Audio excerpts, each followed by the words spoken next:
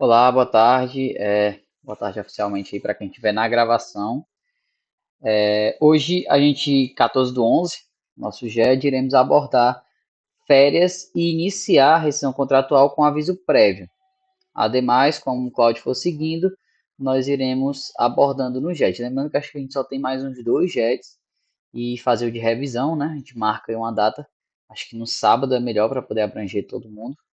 Então, no sábado, acho que eu posso depois das 4 horas, a gente vê lá no grupo um dia para a gente fazer a reunião. Eu estou disponibilizando, acho que até lá para o dia 15, amanhã talvez, ou amanhã ou depois, eu já tenho disponibilizado a lista para vocês com as questões. Acho que vão ser por volta de 130, acho que eu tinha dito 150, mas vai ser por volta de 130 questões. São questões bem elaboradas para vocês treinarem, né, de níveis, já que a colegiada é nível fácil, médio e difícil, né? Tem os três níveis. Então, as questões irão abordar os conteúdos que vocês estudaram no decorrer do semestre. Lembrando que amanhã não tem aula, né? Feriado. E quarta-feira que vem também não tem aula, apesar de não estar no calendário letivo, porque foi um feriado recente. Então, antes da elaboração do calendário letivo, esse feriado não havia. E agora ele tem. E se trata de um feriado nacional, né? Então, feriado. Vamos lá iniciar aqui nosso conteúdo de férias. Férias, o que é férias, né? É o nosso período, o período a qual o empregado ele se ausenta do seu serviço em virtude do seu direito de férias. As férias elas são anuais, certo? Entrou ali no período concessivo, você adquire o direito de ter suas férias e elas deverão, via de regra, ser de 30 dias corridos, 30 dias diretos.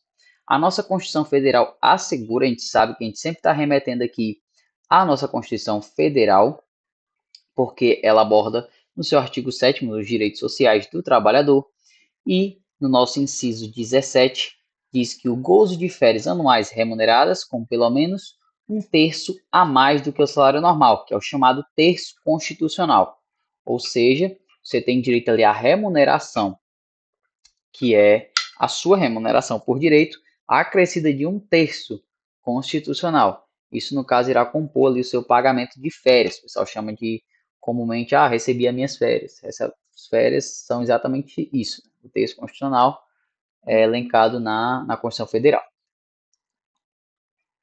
A CLT também, no seu artigo 129, assegura que todo empregado terá direito anualmente ao gozo de um período de férias, sem prejuízo à remuneração. Remetendo lá em cima a setinha em a qual eu coloquei, ocorre uma interrupção contratual. Vocês estudaram já interrupção e suspensão contratual, e férias é um exemplo de interrupção do contrato de trabalho. Você continua recebendo por parte do seu empregador, se ausenta ali de receber, por exemplo, o mês que você estava de férias, mas você recebeu antes ali. As férias, afinal, elas devem ser pagas antes, vocês vão ver mais à frente. E foi por parte do seu empregado, você recebeu a remuneração ali por parte do seu empregado, apenas você não está comparecendo em virtude das suas férias, se tratando então de uma interrupção do contrato de trabalho.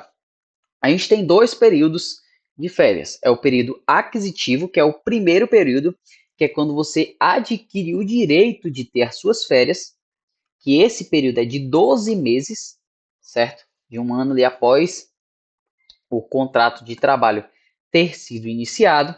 Por exemplo, está elencado no nosso artigo 130. Ou seja, eu fui contratado hoje, daqui a um ano, né, no caso 12 meses, dia 14 do 11 de 2025, eu adquiro o meu período, aliás, eu passo do meu período aquisitivo. Então, ali eu já estou apto para retirar férias.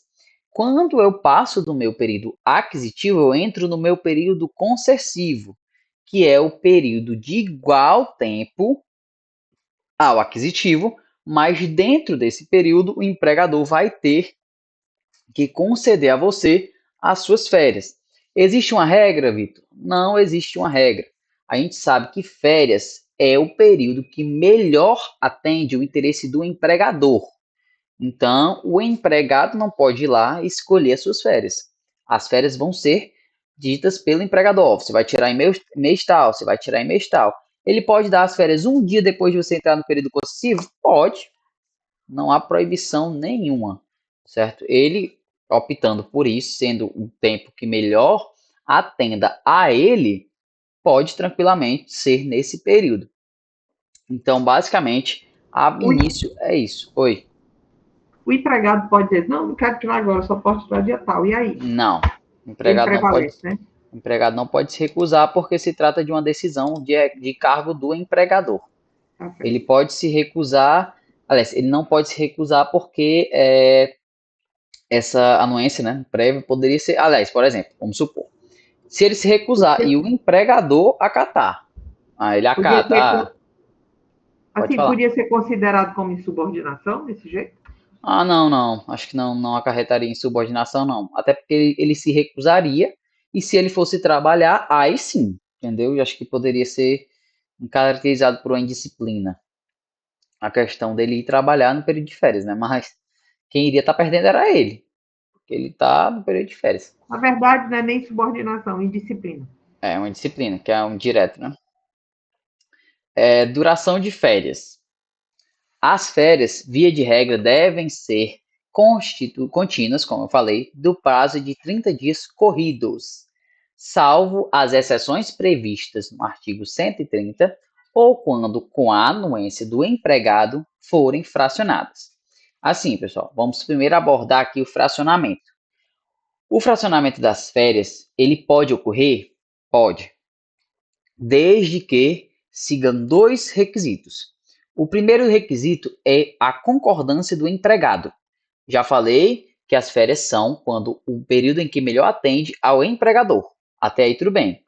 Só que para fracionar as férias precisa da anuência do empregado, certo? O empregado precisa concordar com o fracionamento das férias dele. Concordado, a gente vai para o segundo requisito. O primeiro período não pode ser menor que 14 dias. Aliás, perdão, o primeiro período não. Voltando. Um dos períodos não pode ser menor que 14 dias. E os demais não podem ser menor que 5, sendo limitado a 3 fracionamentos. Ou seja, vamos supor, ele pode botar as férias aqui para tirar 20 dias, 5 e 5. Tranquilo. Respeitou. Um foi maior que 14, os outros foram maiores que 5. Pode dividir 15 e 15? Tranquilo também. Pode dividir. Ele tem o limite de dividir em 3 vezes e ser dessa forma. Um não pode ser menor que 14 e os outros dois não maiores que 5. Lembrando, concordância do empregado. Só tem uma exceção que não é na nossa CLT, é na 150 de 2015, que remete ao empregado, o empregado doméstico. O empregado doméstico, ele pode ser fracionado sem a anuência do empregado. Se o empregador quiser fracionar, ele pode e ele não precisa da concordância do empregado.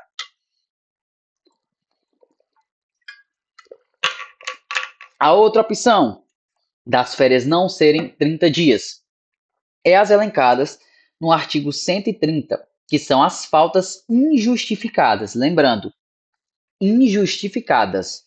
Faltas justificadas não afetarão seu período de férias, mas as injustificadas, essas sim afetarão. Como diz aqui o nosso 130.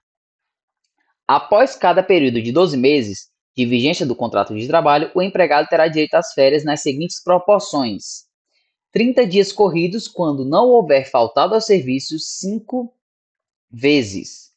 24 dias corridos quando houver tido entre 6 a 14 faltas. 18 dias corridos quando houver tido entre 15 e 23 faltas. E 12 dias corridos quando tiver faltado entre 24 e 32 dias. Aqui a gente pode ver, pessoal, que a diferença ele tá de 5 para 14, tá de 9, né? 9 dias de diferença, de 5 para 14. De 14 para 23, acho que é 9 também, eu sou péssimo em matemática, mas é idênticazinha a diferença. 9. 9, né? Exatamente. Então vocês vão tomar esse por base de regra. É, Sempre aqui, ó, vai ser de 9 em 9. Do lado direito, a quantidade de faltas injustificadas. 5, 14, 23 e 32. E aqui do lado de cá vai ser sempre 6. Vocês estão vendo? Ó? 24, 30 para 24, 6. 24 para 18 também. E 18 para 12 também. Então tem assim esse macetezinho para vocês, meio que uma decoreba, né? De como é a questão das faltas injustificadas afetando nos dias de férias. Quando a quantidade de faltas injustificadas vai partindo de 5 até 9 de diferença, e a quantidade de dias que você vai tirar de férias vai partindo dos 30 com 6 de diferença. Ou seja, aí você vai calcular lá, vai pegar o caso, faltou aqui 7 dias, por exemplo. Aí você vai ver que está entre os 5 e o 14 ali, né? Mas está depois dos 5. Então já vai ser 24 dias de férias. Não é comum, pelo menos nunca vi ser cobrado em prova. Não estou dizendo que não vá, mas eu nunca vi essa cobrança como questão de falta injustificada. Mas vocês já estão aí cientes que como se faz o cálculo. As férias, o período de concessão será o que melhor interesse, aliás, de melhor interesse do empregador. Como eu falei, já frisei desde o início, melhor interesse do empregador é quando ocorre as férias. Pode falar, Davi, pode ficar à vontade. Vitor, você pode repetir, por favor, as exceções? Exceções? Na hora. Vamos voltar lá.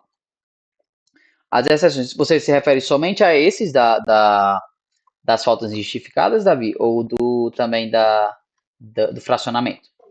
Do fracionamento também, por Show. favor. Então pronto, vamos lá. Primeira opção das tuas férias não serem 30 dias seguidos, Davi. É o fracionamento delas.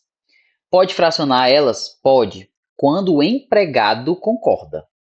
Se o empregador quis fracionar, o empregado concordou, já tem um requisito para fracionar. Segundo, ele pode fracionar em até 3 períodos. Pode fracionar em até 3 as suas férias. Os 30 ele pode quebrar em 3.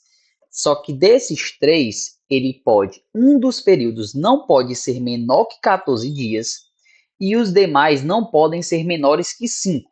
Ou seja, se ele pega 2 férias e coloca, por exemplo, eu vou te dar aqui, Davi, 20 dias, depois eu te dou mais 5, depois eu te dou mais 5. Pode, fracionou em 3, um não foi menor que 14, porque foi 20, e os outros não foram menores que 5. Até aí tá ok, entendeu?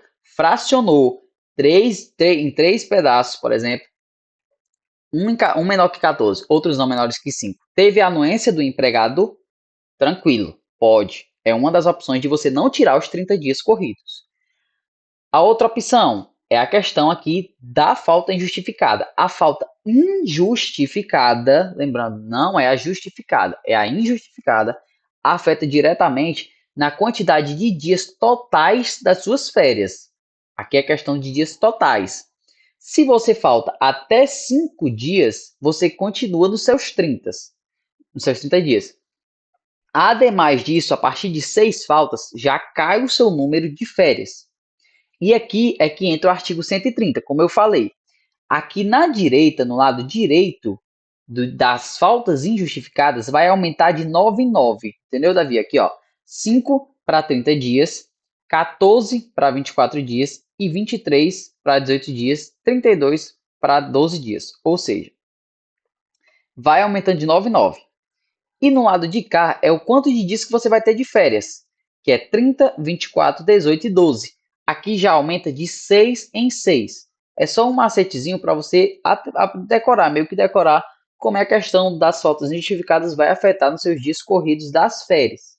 Se você não se sente à vontade com o macete, você pode ler e reler o artigo e tentar entender como funciona a sistemática. Mas é bem simples, assim, ademais. Quantidade de faltas injustificadas afeta na quantidade de dias das tuas férias. Deu para entender, Davi? Se não der, eu posso ficar de novo. Não, show, deu sim. Show, Perfeito. valeu. Agora voltando, né? Falei já que o empregador é quem decide o período que melhor atende ele nas férias. Agora vamos para as exceções. Existem 2 exceções que estão cabíveis de haver férias sem a concordância, aliás, do empregador. Assim, uma é sem entre aspas, né? Aliás, as duas são sem entre aspas, porque é meio que um adendo ali que normalmente ocorre. A primeira é a 136, parágrafo 1º, que é os membros de uma família que trabalham no mesmo estabelecimento ou empresa terão o direito de gozar de férias no mesmo período, se assim o desejarem, e se disto não resultar prejuízo ao serviço. Ou seja, quem trabalha ali na mesma família, no mesmo estabelecimento, no mesmo setor, algo do tipo, quer tirar férias juntos. Não vai afetar o serviço? Pode tranquilamente. Não há nenhuma restrição a isso.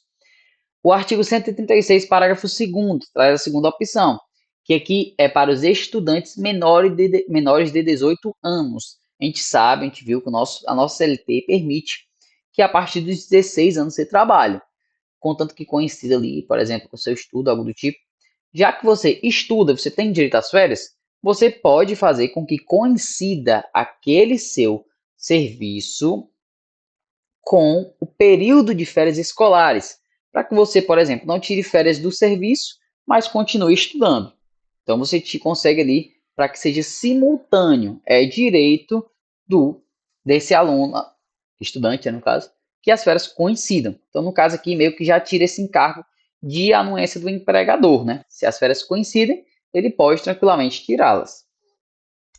Outro ponto, a comunicação das férias. O pessoal acha que as férias pode chegar, por exemplo, ei, amanhã tu tá de férias, tu teu empregador. Aliás, teu empregado, perdão. Não pode, até porque férias é um momento de descanso contínuo. Normalmente nas férias é onde você consegue viajar, quando você consegue ali fazer uma programação mais extensa e você precisa se programar. Então não se torna justo para o empregador chegar simplesmente num dia antes e dizer, ó, amanhã tu tá de férias. Entendeu?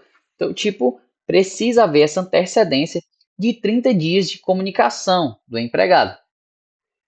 E outro ponto também muito importante é o pagamento, entendeu? O pagamento das férias, vocês vão ver mais à frente, que a gente vai abordar aí como vai ser o pagamento. Mas é também mais ou menos nessa pegada agora dos dias. É vedado início das férias em 2 dias que antecedem DSR ou feriado. Ou seja, não pode tirar férias em 2 dias que antecedem o seu descanso semanal remunerado ou que antecedem um feriado. Porque meio que o empregado às vezes já ganha ali. Que a gente parte do pressuposto de que as pessoas não trabalham em feriado, né? A gente sabe que o banco de horas, ele é. Pode falar, Davi, só terminar de concluir que eu te dou a palavra. O banco de horas, a gente sabe que é a exceção.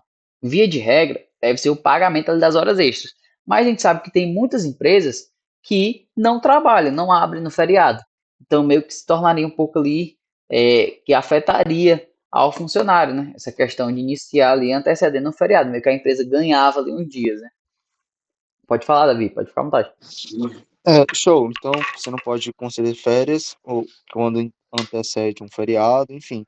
Mas, por exemplo, se a pessoa tira suas férias, seus 30 dias, certo? Hum.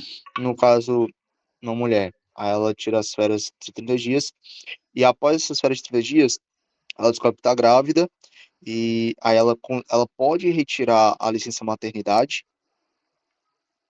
Tipo assim, ela combinar a licença maternidade, tirar os 30 dias de férias, mais a licença de maternidade. Hum. Pode ocorrer isso? Se tu tá perguntando se ela pode juntar-se a licença maternidade às férias, é isso?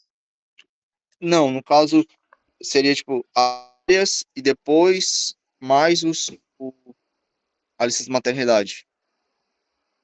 Ah, tu tá dizendo tipo assim, ela tava de férias, aí quando volta, ela descobre que tava grávida, é isso?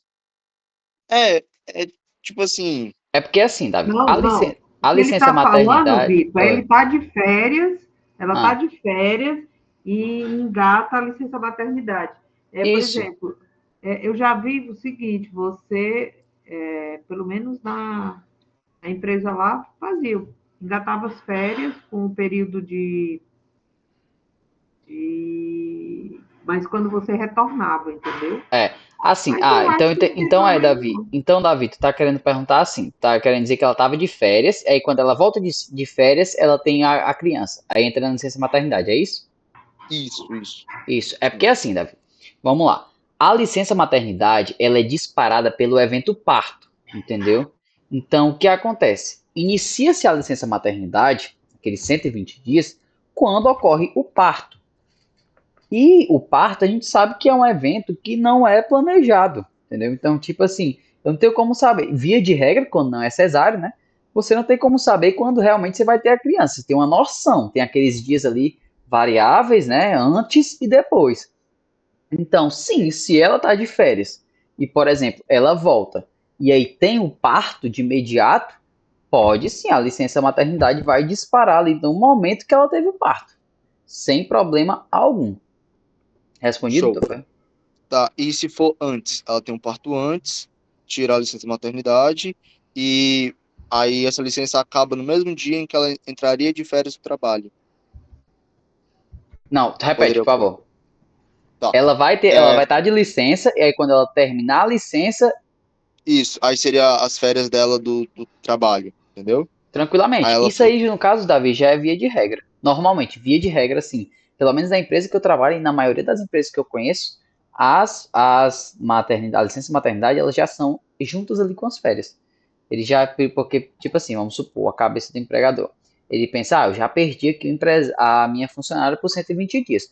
Eu vou dar logo as férias dela, para quando ela voltar, ela já trabalha ali um período bem mais extenso para mim, já que para ela não precisar voltar a trabalhar e daqui a uns, por exemplo, um mês, dois, eu já tenho que dar férias a ela. Aí eles já normalmente emendam as férias com a licença maternidade. Ah, tá.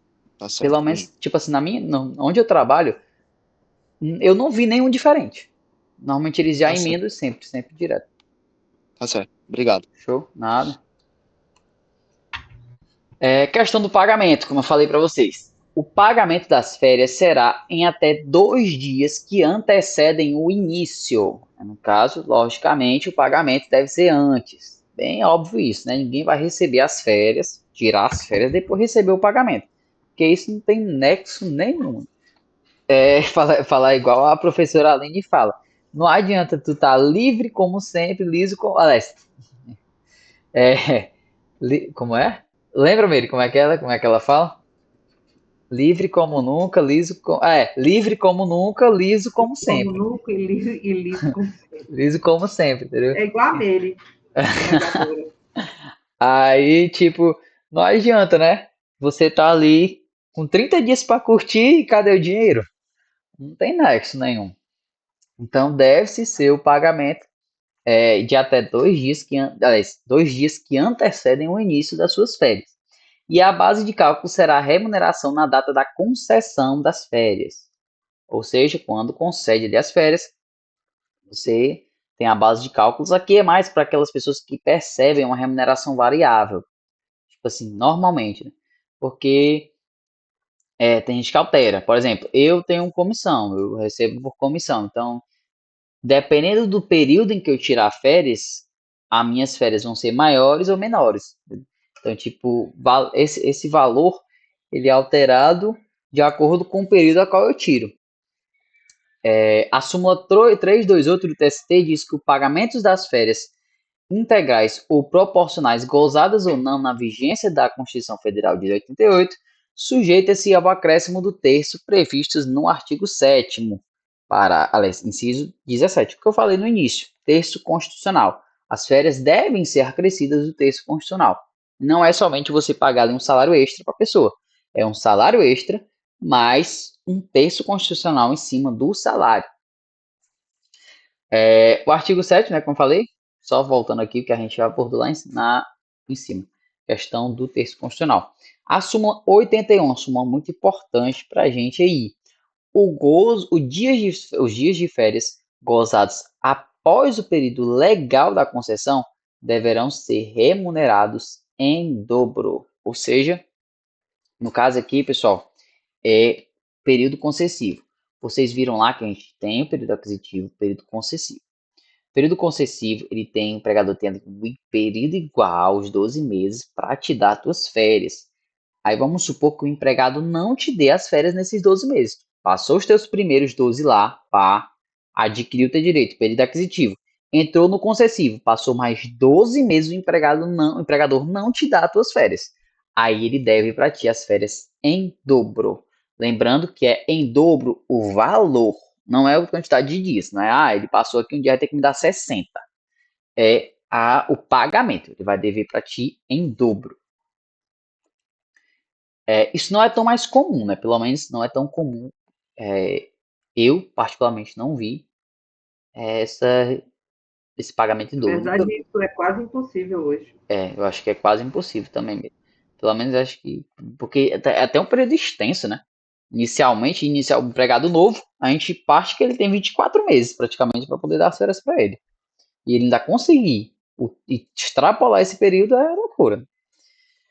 CLT, artigo 146. Na cessação do contrato de trabalho, qualquer que seja a sua causa, será devida ao empregado a remuneração simples ou em dobro, conforme o caso correspondente ao período de férias cujo direito tenha adquirido. Aqui é no caso da rescisão contratual, que ele terá que pagar a remuneração simples ou em dobro em caso de rescisão contratual. Ou seja, por exemplo, no mesmo caso que eu citei, ele estava devendo ali a remuneração do funcionário. Aliás, as férias do funcionário. Aí ele rescindiu o contrato, mesmo sem dar as férias. Ele tem que pagar em dobro do mesmo jeito, independentemente da forma que que se encerrou o contrato de trabalho. Parágrafo único. Na cessação do contrato de trabalho, após 12 meses de serviço, o empregado, desde que não haja sido demitido por justa causa, terá direito à remuneração relativa ao período incompleto de férias, de acordo com o artigo 130, na proporção de 1/12 por serviço ou fração superior. Aqui no caso, pessoal, é a rescisão quando ela não é por justa causa. Quando há uma rescisão que não seja por justa causa, é devida a esse empregado a proporção das suas férias. Entendeu? Se, por exemplo, ele tinha ali férias dentro, é devido umas férias todas para ele. Tem que pagar ali a acrescida do texto constitucional. E quando não é completa, quando não tem uma férias toda para poder tirar, aí ele vai ter que dever na proporção de 1/12, né? Que é o proporcional a um ano, que é o período aquisitivo. Aliás, perdão, período concessivo. E esse período, ele conta-se a partir dos 14 dias. Ou seja, trabalhou 14 dias, ele já adquire 1/12. Então, por exemplo, o cara foi demitido, tinha tirado férias, por exemplo, agora em março, por exemplo. Aí ele é demitido em abril, mas trabalhou até o dia 15 de abril. Ele tem direito à proporção ali das férias dele na proporção de 1/12. A súmula 171 do TST diz que, salvo na hipótese de dispensa do empregado por justa causa, a extinção do contrato de trabalho sujeita o empregador ao pagamento da remuneração das férias proporcionais, ainda que incompleto o período aquisitivo de 12 meses. Aqui no caso, pessoal, é retomando ao artigo anterior, parágrafo único do 146, refrisando que mesmo com a cessação do contrato, ocorre ali o pagamento do valor proporcional. O empregado que se demite antes de completar os 12 meses de serviço tem direito às férias proporcionais, também refrisando ao parágrafo anterior. Artigo 143 da CLT. É facultado ao empregado converter 1/3 do período de férias a que tiver direito em abono pecuniário, no valor da remuneração que lhe seria devido nos dias correspondentes. O abono das férias deverá ser requerido em até 15 dias antes do período aquisitivo. Aqui no caso é aqueles que chamam-se popularmente de vender as férias, que não é vender, né? Que é uma... Oi. O empregador pode não aceitar? O empregador? Sim. Assim, como ali é facultado ao empregado, eu acredito nele que ele não possa se recusar. Mas a gente pode ver. Eu achava legal ver isso Foi uma aí. pergunta interessante. Depois eu posso ver e passar para vocês. Eu não lembro de cara se realmente ele pode se recusar. Mas eu acredito que não. Porque aqui, se você interpretar o artigo, ele diz que é facultado ao empregado. Quando ele permite essa opção ao empregado, é como se o empregador não tivesse o direito de recusar-se. Né? E normalmente o empregador não quer recusar, não, né? O cara vai passar, ele prefere ele ter um funcionário, pelo menos ali, 1/3 do tempo dele que ele tiraria de férias. Porque Eu me lembro que tinha isso, por exemplo, quando eram poucas pessoas do setor, Hum, aí tinha dois colegas do mês de julho.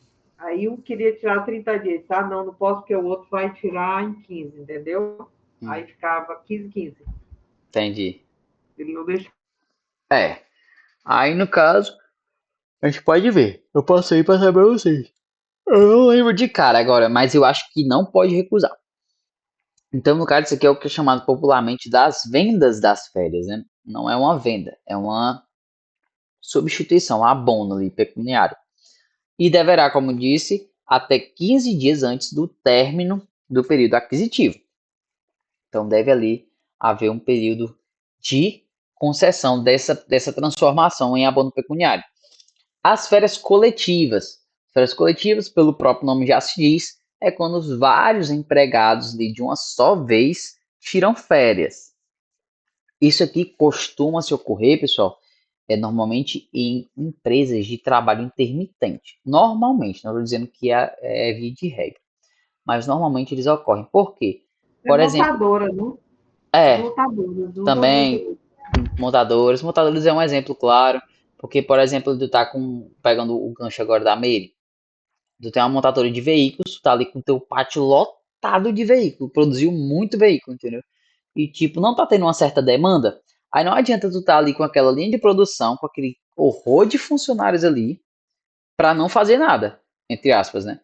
Aí eles vão, taca todo mundo de férias, entendeu? Todo mundo uma vez só. Aí é um período de férias coletiva. Agora tem um adendo, as férias coletivas não são que nem as férias convencionais, que o empregado só vai. Vamos ver agora no próximo slide. Poderão ser concedidas férias coletivas a todos os empregados de uma empresa ou de determinados estabelecimentos ou setores da empresa. Não necessariamente precisa ser todos os empregados. Pode ser de só um determinado, por exemplo, o pessoal da montadora, partindo desse exemplo. Tem ali o administrativo, o setor financeiro. Esses setores têm muito trabalho ainda, por exemplo. Aí, não, vou dar aqui férias só para o pessoal da linha de produção. Dá só para todo mundo da linha de produção. O pessoal do administrativo, do financeiro, continua trabalhando lá normal. Não é obrigado que sejam todos. Aqui está o adendo, pessoal. Diferentemente das férias convencionais, que o empregador dá ali no período que melhor atende para ele, não precisa de comunicação, a férias coletiva, como diz o 139, precisa de comunicação do Ministério do Trabalho. Ou seja, 139, parágrafo 2º. Para fins previstos neste artigo, o empregador comunicará ao órgão local do Ministério do Trabalho com antecedência mínima de 15 dias a data de início e fim das férias, precisando os quais estabelecidos os setores abrangidos da medida. Ou seja, antes de tirar as férias, ele precisa comunicar ao Ministério do Trabalho quando vai iniciar e quando vai terminar e qual setor vai tirar as férias. E isso com no mínimo 15 dias do início das férias. Então, tem esse período que deve ser comunicado ao Ministério do Trabalho. O parágrafo 3º diz que, em igual prazo, o empregador enviará cópia da aludida comunicação ao sindicato representativo das categorias profissionais e providenciará a fixação de avisos nos locais de trabalho. Aqui no caso é mais por ponto de comunicação, né? Comunica o sindicato e comunica ao empregado. Deve ser lá visado, assim, algo visível para o empregado. Em igual período. Então aqui também é outro ponto que se distingue das férias convencionais. A gente viu lá que as férias convencionais tem que ser com mínima antecedência de 30 dias. Aqui já cai para 15, porque se em igual período, que é 15 de antecedência, ele tem que comunicar aos setores de trabalho, o empregado tecnicamente fica sabendo 15 dias antes que ele vai tirar férias coletiva. A Lei Complementar 123 de 2006 é um adendo dessas férias coletivas.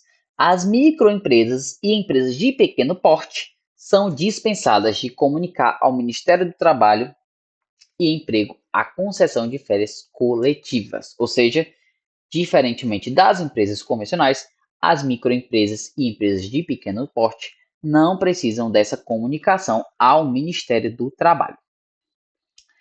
As férias coletivas poderão ser gozadas em 2 períodos anuais, desde que nenhum deles seja inferior a 10. Ou seja, a gente está vendo aqui que ela é bem diferente das nossas férias convencionais da CLT, aliás, do seletista, né, do empregado seletista, das férias anuais individuais.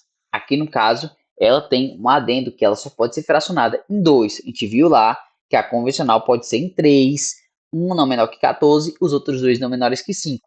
Aqui, elas não podem ser, só podem ser fracionadas em 2 e os dois não podem ser inferiores a 10 dias corridos.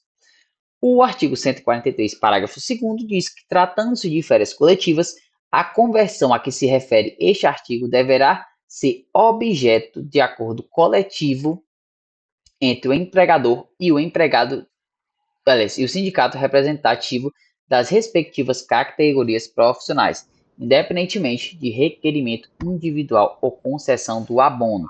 Aqui no caso está falando, pessoal, do abono pecuniário, esse aqui que a gente viu, ó, do Sim, 143. a conversão, né, de Exatamente. 10 dias. A conversão Aí de vai ser o percentual, né? Exatamente. Aqui no caso é porque lá é taxativo, né? É um terço, não pode ser mais que isso. E tem a comunicação de 15 dias ali antecedente ao período concessivo. Aliás, aquisitivo, antecedente ao período aquisitivo. E aqui no caso é regulado por acordo coletivo, né? E o sindicato precisa ali ver essa questão de como vai ser,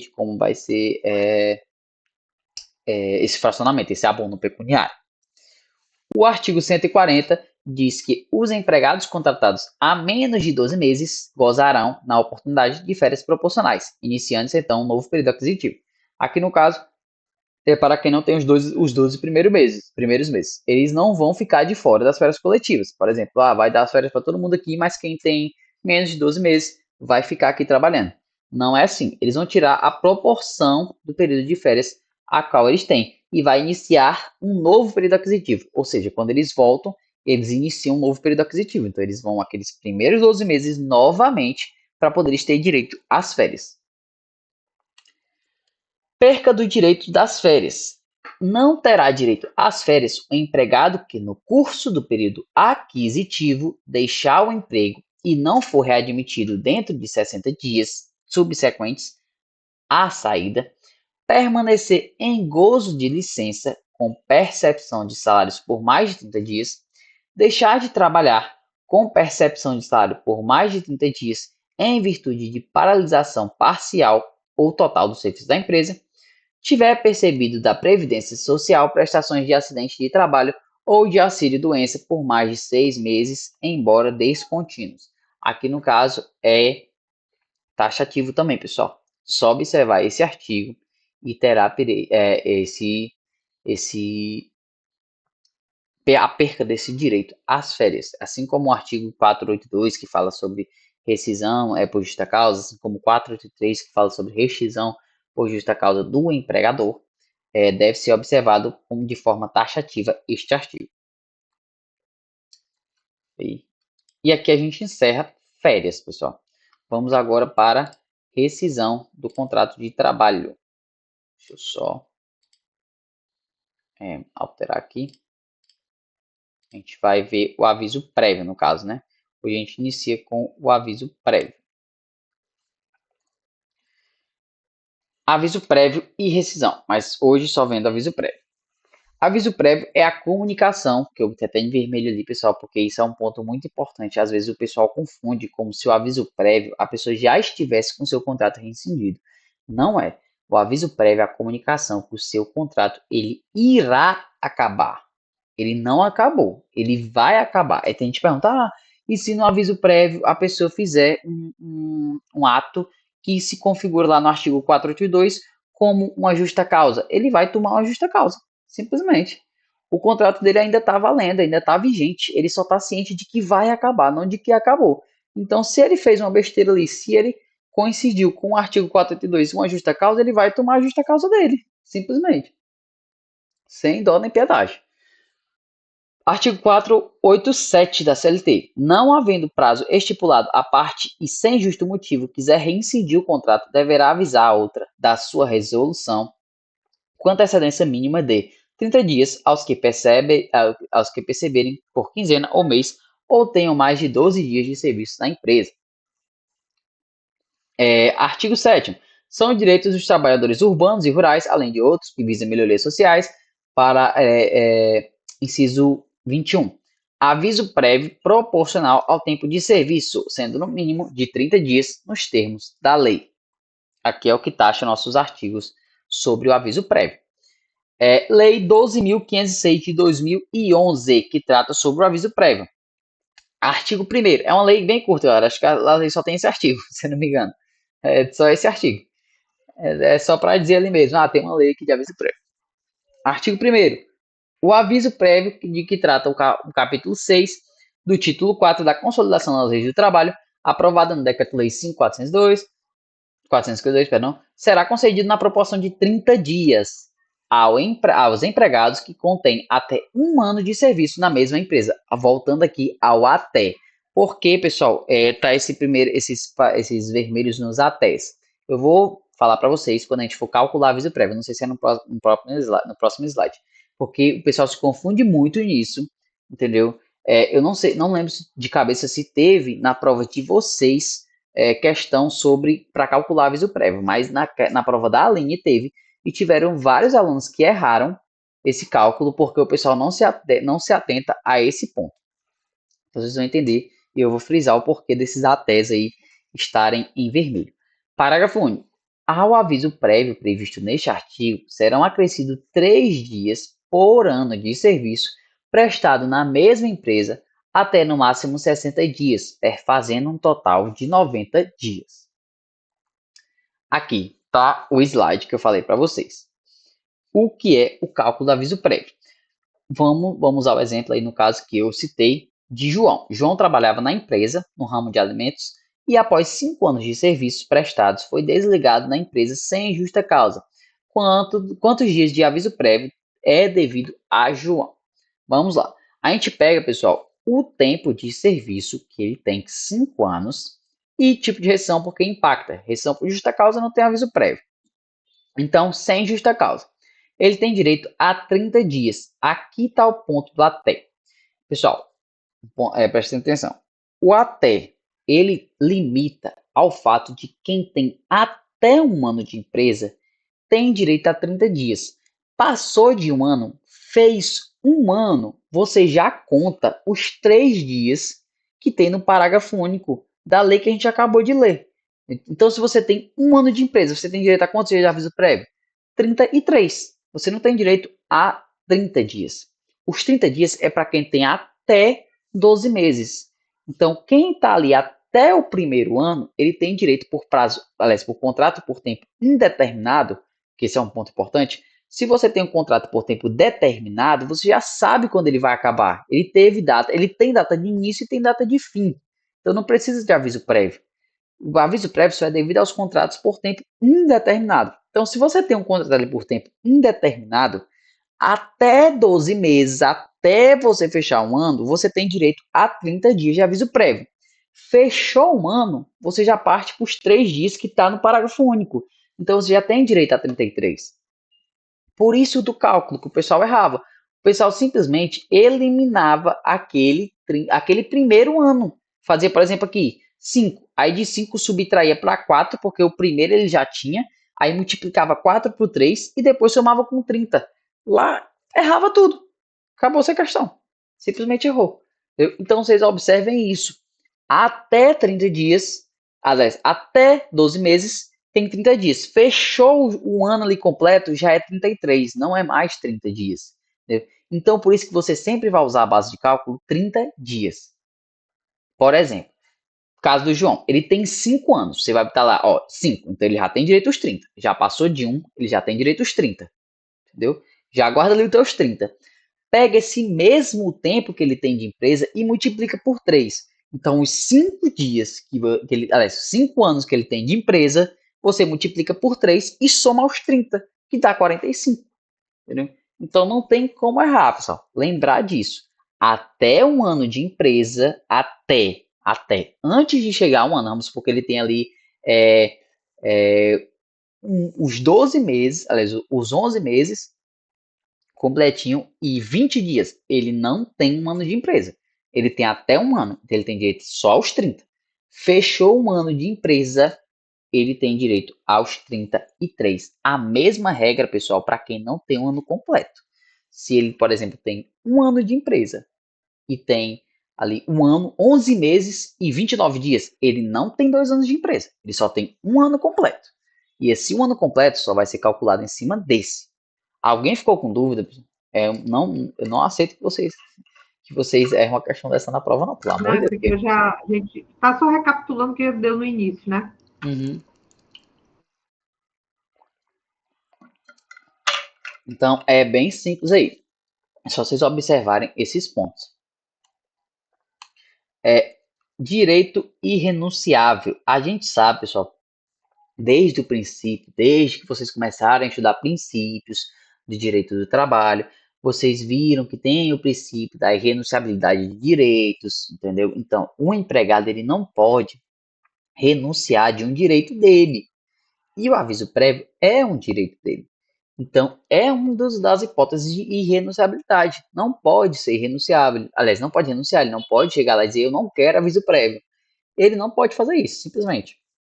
Não é opção dele. Isso é irrenunciável. E a gente tem a súmula e o precedente normativo, que frisam esses pontos também. 273.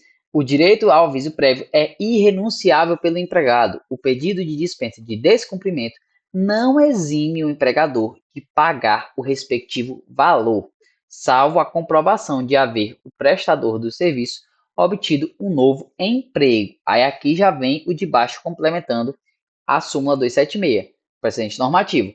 Provando o empregado a obtenção de outro emprego no curso do aviso prévio dado pelo empregador, ficará o empregado dispensado do cumprimento do restante do aviso prévio, desobrigando-se o empregador do pagamento dos dias restantes não trabalhados. O que fala o precedente normativo número 24?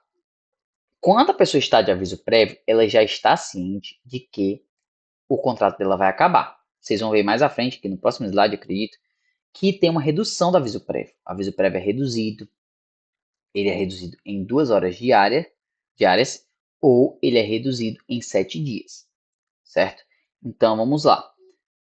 Quando você sabe que o seu contrato vai acabar, o que normalmente você vai fazer? Você vai atrás de outro emprego. Obviamente, você não vai ficar desempregado. Então, vamos lá que tu encontrou outro emprego. Tu estava ali 15 dias de aviso prévio e tu encontrou outro emprego. Comprovou que encontrou outro emprego. O empregador não tem a obrigação de te pagar o restante do aviso prévio e tu não tem a obrigação de cumprir, entendeu? Então tu sai ali, vai pro teu outro emprego. O empregador não vai te pagar o restante que falta do aviso prévio porque tu já está em outro emprego, entendeu?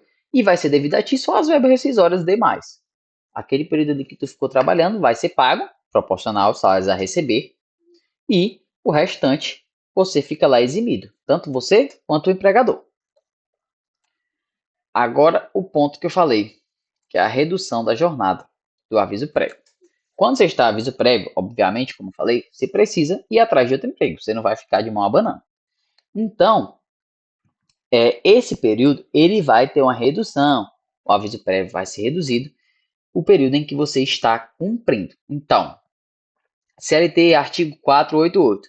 O horário normal de trabalho do empregado durante o prazo de aviso prévio e se a rescisão tiver sido promovida pelo empregador, será reduzido 2 horas diárias, sem prejuízo ao salário integral. Parágrafo único. É facultado ao empregado trabalhar sem a redução de 2 horas diárias prevista neste artigo, caso em que poderá faltar ao serviço sem prejuízo do salário integral por um dia na hipótese do inciso primeiro e por 7 dias corridos na hipótese do inciso segundo. Ou seja, você pode faltar 7 dias ou você pode reduzir 2 horas por dia. Normalmente, lembrando, via de regra, o pessoal opta pelos 7 dias. Não, até porque não é muito válido, né? Tipo, não é porque 2 horas tu vai sair mais cedo que tu vai conseguir ir numa entrevista de emprego, então algo do tipo. E deverá ser dessa forma. Súmula 230. O aviso prévio, substituição pelo pagamento das horas reduzidas na jornada de trabalho.